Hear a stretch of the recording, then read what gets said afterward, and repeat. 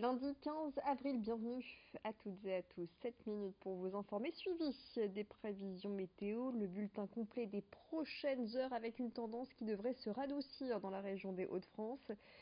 Toujours du soleil dans les prochains jours, une belle semaine en perspective et des températures qui vont grimper. On attend même jusqu'à 25 degrés pour ce week-end de Pâques qui s'annonce.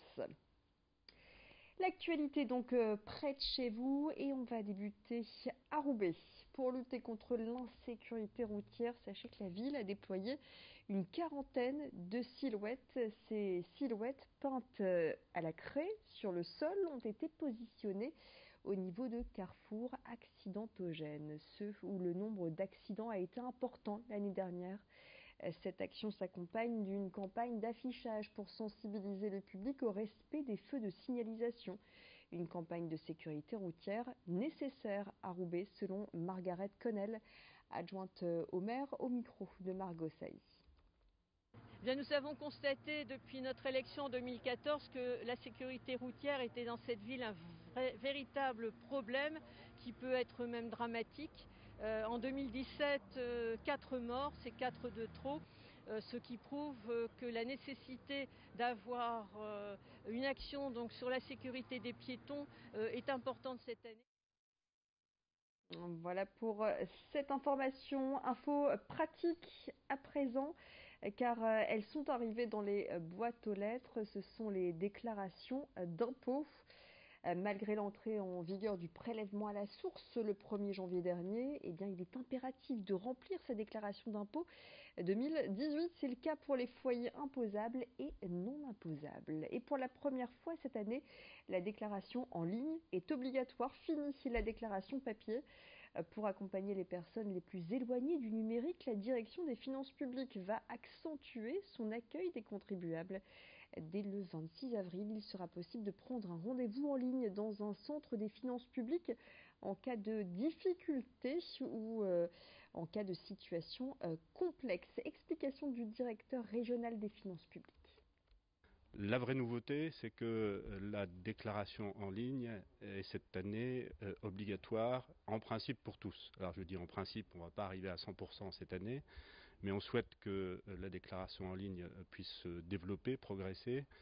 Et pour cela, nous avons mis en place un dispositif particulier d'information, d'accompagnement des usagers, notamment ceux qui sont le plus éloignés du numérique, pour faire en sorte qu'ils puissent accéder plus facilement à ces démarches en ligne.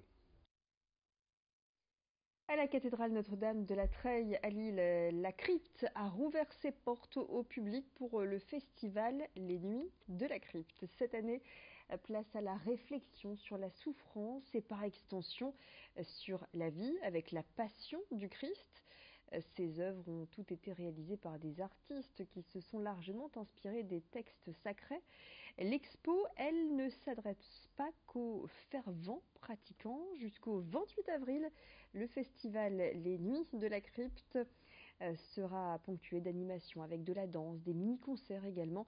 Thomas Sanchez, chargé de la communication à la cathédrale Notre-Dame de la Treille, nous en dit un peu plus au micro de Xavier Silly. Le lieu, je veux faire de ce lieu un lieu ouvert à tous, vivant, et un lieu d'expression. C'est aussi dans ça que je pense que notre lieu est unique, de par sa situation, l'espace qu'on propose et la thématique qu'on propose aussi dans notre monde aujourd'hui sécularisé et peut-être un peu loin et puis aussi un monde où on ne veut pas forcément, même si on la voit dans notre quotidien, la souffrance, eh bien on ne veut pas forcément être confronté à elle. Voilà, donc ce caractère unique, c'est aussi de se dire qu'il peut y avoir de la danse, de la musique, dans ce lieu, alors qu'on n'attendrait pas forcément ces manifestations-là, cette programmation-là, riche et éclectique, dans ce lieu qu'est la crypte moderne de la cathédrale. C'est l'événement culturel qui s'annonce pour ces prochaines semaines. L'île 3000 redémarre dans la capitale des Flandres et dans 86 villes de notre région. L'événement Eldorado, qui a pour invité d'honneur le Mexique, sera officiellement lancé le samedi 27 avril avec une grande parade à travers les rues de Lille. Après Bon Baiser de Lille, Europe XXL, Fantastique ou encore Renaissance, l'île 3000 s'ouvre sur le mythe de l'Eldorado, apparu en Amérique du Sud au XVIe siècle. Je vous le disais, 86 communes de la région s'associent à l'événement pour programmer des expositions, des animations et certaines expos ont déjà débuté. C'est le cas à la mairie de quartier de Lille-Centre avec l'artiste Thierry Mordant qui expose. L'artiste originaire de Wattrelos vous propose de découvrir ses reproductions de fonds marins. Et c'est à voir jusqu'au 30 août. Lucille Berthe-Constant et Alicia Sanfilippo ont rencontré l'artiste peintre. J'ai essayé de me rapprocher vraiment de l'univers et de la thématique, en l'occurrence qui est donc l'Eldorado, et essayer de présenter un petit peu mon Eldorado avec différents univers. C'est vrai que développant, je dirais, pas mal de thématiques, c'était l'occasion en tout cas de faire un compromis et d'essayer de faire une sélection en tout cas aussi bien entre les mondes marins, le côté circassien, je dirais aussi les hommages là, par rapport à des portraits comme Coluche, comme Gainsbourg, voilà, tous des gens qui ont du sens, je dirais. Et c'est vrai que là, on parle de l'île 3000, où c'est vrai que c'est très culturel, avec une centaine d'expositions de prévues. Donc pour moi, c'est vrai que c'est un bonheur de figurer dans la sélection, on dirait, ouais.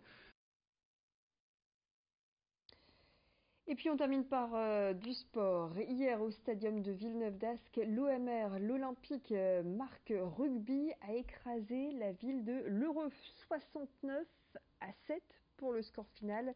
Mais une victoire inutile pour le club nordiste, interdit de jouer les phases finales de la Fédérale 2 pour des raisons financières. D'abord décidés à faire valoir leurs droits et contester la décision de la DNACG, c'est le gendarme financier du rugby. Les dirigeants de l'OMR ont décidé cette fois d'en rester là.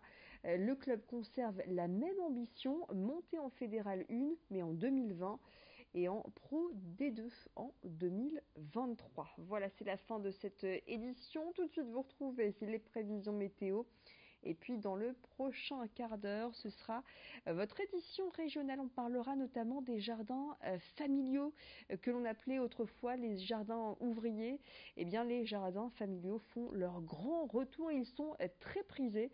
C'est le cas notamment à Tourcoing. Excellent moment à vous tous et restez avec nous. L'info continue.